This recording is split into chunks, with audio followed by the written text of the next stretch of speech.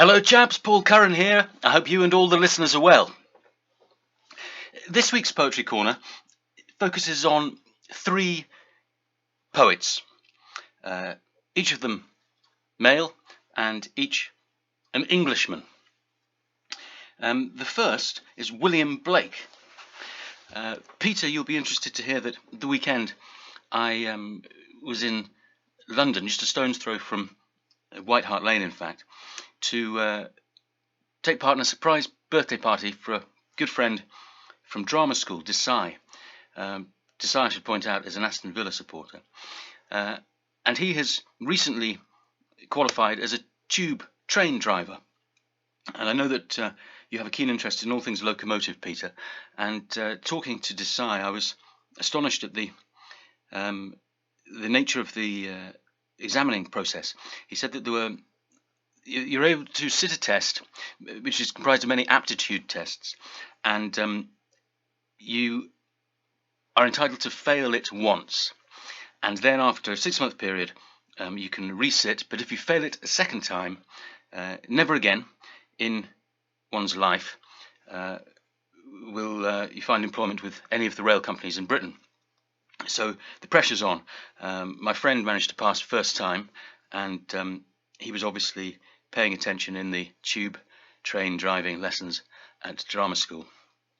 But I'm quite full of admiration for him because the responsibility is enormous. The trains at their maximum are allowed to have 11 carriages, and if each is full at rush hour, then there can be in excess of 1,500 people on board, and the driver's there on his own up front, of course in close touch with the with like air traffic control or the underground equivalent. So that's where I was at the weekend, and talking to my friend's uncle, who has worked around the hospitals in London, and in particular at Great Ormond Street Children's Hospital. We were discussing the chapel there, and then the conversation moved on to hymns, and we were talking about Jerusalem as we know it, or as it was referred to by Parry, who put the musical score to the poem by William Blake, and did those feet in ancient time. William Blake, who is really quite a fascinating creative mind.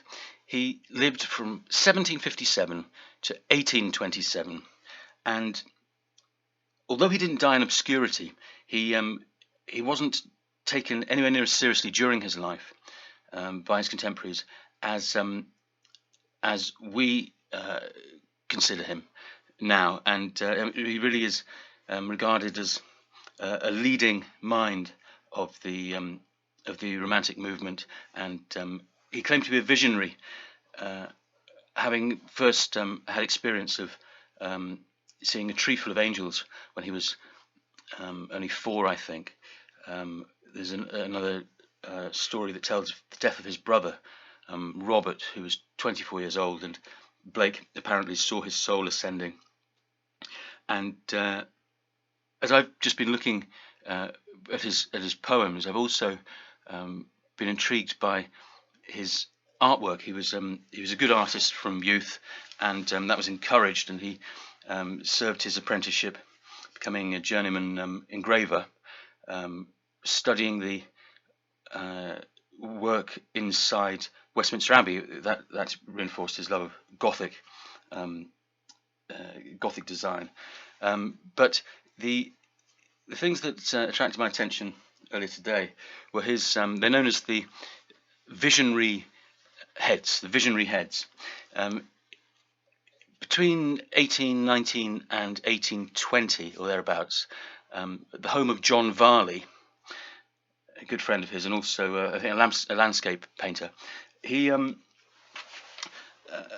Blake would sit often in the early hours, and visions would come to him of well-known historic people, mythical and real, and he would sit as if they were sitting for him, and do their portrait. He did these in black chalk and pencil, and they make an astonishing collection. I think there were 3 books, and suggestions that there was a 4th which may have been lost. But people have said that it was as if he would say, "What about Moses?" And he would summon forth an image of Moses and say, "There he is," and sit and sketch the features of this vision that he had. So amongst the list are Merlin. There's Nebuchadnezzar, Satan, Mary and Joseph, Harold Hardrada, and the leader of the Peasants' Revolt in 1381, Wat Tyler, and they're astonishingly vivid caricatures or portraits of these people. And John Varley would sit there hoping that his faith and his ability as a draftsman would enable him to have such visions, but of course he never did. But William Blake, although he's quoted, I mean he's much quoted, and some wonderful things he came up with, but one that I made a point of here, it says, you can see what I do if you choose. Work up imagination to the state of vision, and the thing is done. Upon his death, though, the literary chronicle wasn't particularly generous, and it described him as one of those ingenious persons whose eccentricities were more remarkable than their professional abilities. He married Catherine Sophia Boucher, who was illiterate, and for the 40-odd years of their marriage, she had absolute faith and confidence in her husband. And he said, "I am under the direction of messengers from heaven daily and nightly." He's well known, of course, for his poem about the tiger, and this poem, "And did those feet in ancient times." When he died in 1827,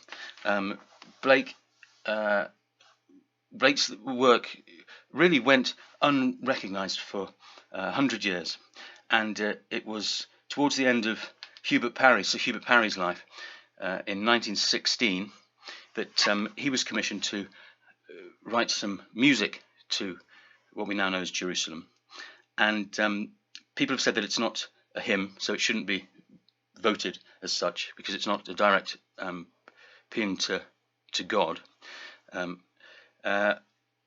And the meaning of the words themselves have been cause for a lot of discussion, with the Archbishop of, the Bishop of Durham, on his inauguration, suggesting that the dark satanic mills, which we readily think of as the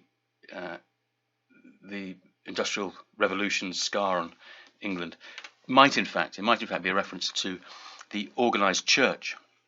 There's no doubt that Blake had a great faith, and I think, though, that he was quite progressive in his realization that the establishment and the church, potentially as well, were crippling bodies that sought to control rather than illuminate and edify.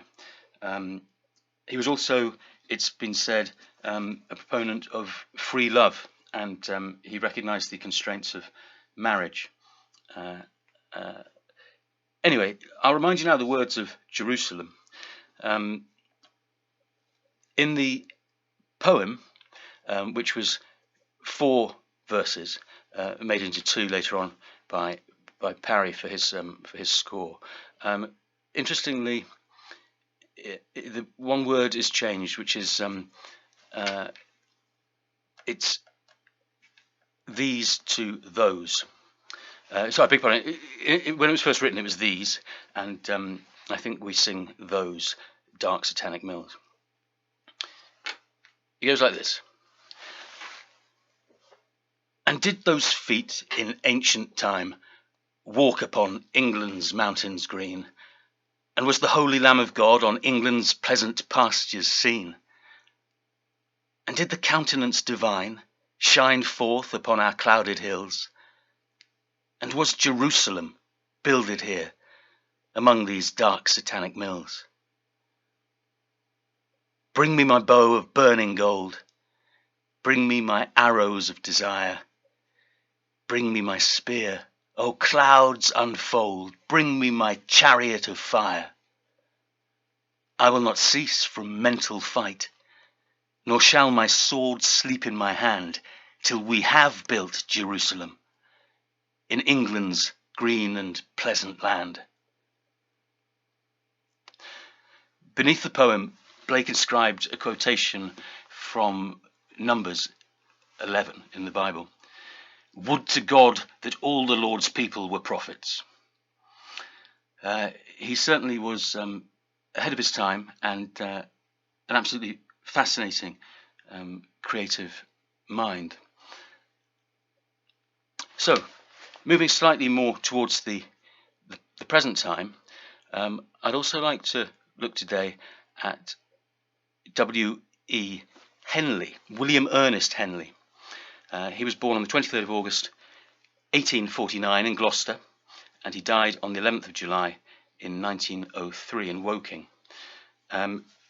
He wrote many poems, but perhaps is best known for the poem which I'm going to look at today, Invictus.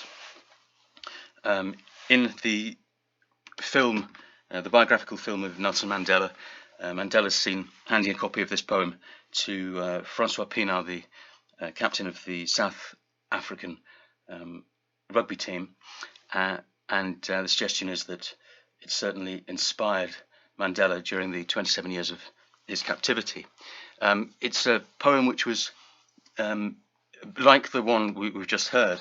There are phrases within it which very readily entered into the common speech, and Winston Churchill quoted it in 1941, and I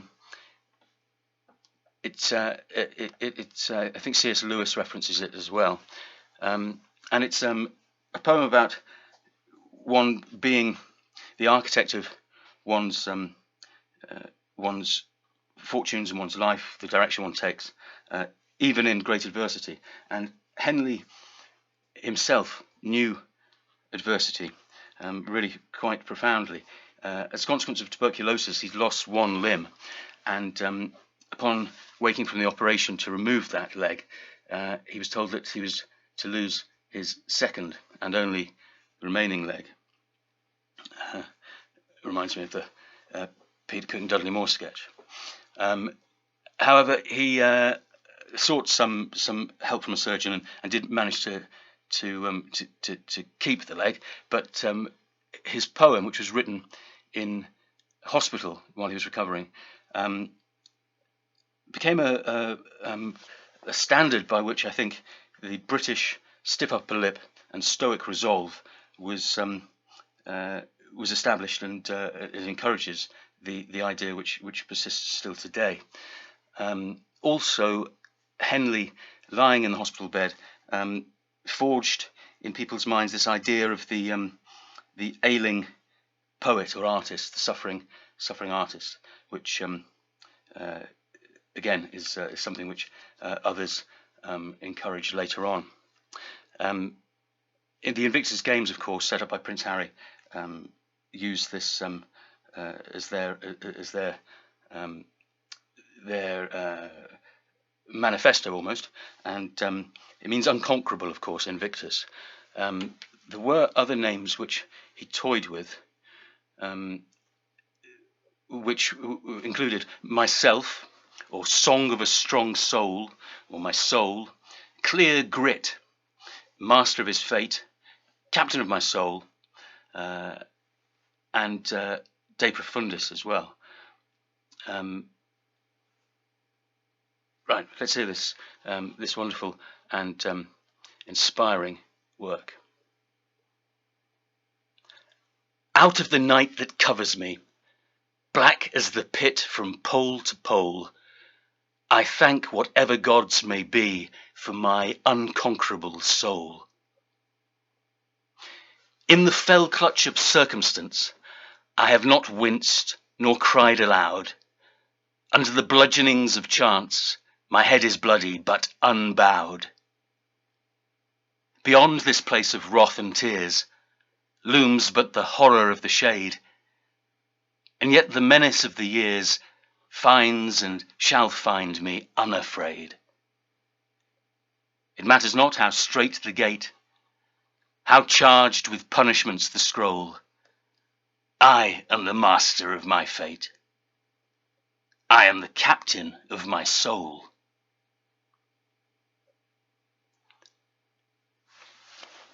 Splendid stuff. Now, moving slightly with 2 feet in the 20th century, I'd also like to look today at a poem by Rupert Brooke. He was known for his idealistic war poetry, and especially the soldier. But he was also known for his boyish good looks, and W.B. Yeats said of him that he must be the most handsome young man in England, or similar. He excelled at athletics and at his academic studies at rugby school, won the poetry prize there, and involved himself when he was at Cambridge in the theatre. He published a book of poems, Georgian poems, with I think the George Shaw is the name that comes to mind. That might not be the name of the chap that worked with him on that. But he went off abroad for a while, returned, and it was actually during service in the First World War that from a mosquito bite he unfortunately died very young, and his body is buried at Skyros as a consequence of his not notoriety, but his fame and his good looks. He was upon his death, he became almost the poster boy of all that that war does to shorten the lives and the potential of those that are caught up and lost in it. So he was championed after his death. His poetry is met with equal praise and not ridicule, but he was. I think it was perhaps the sentimentality of some of his work, which, given other poems that came out of the First World War, made him seem less serious, say, than Sassoon, Graves, or Owen. But he certainly holds a place in the English poetic canon. The poem that I want to read by him today is called Sonnet Reversed, which is really a witty and quite astute appraisal of marriage, middle-class marriage at the time, and really what many people aspired towards. And Brooke, who had known 3 love affairs fall short of crossing the finishing line, if that line is marriage. This is before he went off on his travels. Perhaps he was a bit sardonic about that institution. So what he's done in this sonnet is, by inverting it with its rhyme scheme, he's taken a romance from the honeymoon, and thereafter everything really falls short of the excitement that the honeymoon affords the couple. Yes, it is quite a wry look at how really after marriage, for some people, it can just be a drudgery. even if the middle-class drudgery of the time to which he alludes is quite a well-heeled sort. This is Sonnet Reversed by Rupert Brooke, and his dates were the 3rd of August 1887, born in Rugby, and he died on the 23rd of April in 1915. Another to die on St. George's Day, I note. Incidentally, the reason that I picked Brooke and Henley today is because both their birthdays were in August. And we are still in August, although autumn, I'm sure, will soon be upon us. This is the Sonnet Reversed by Rupert Brooke.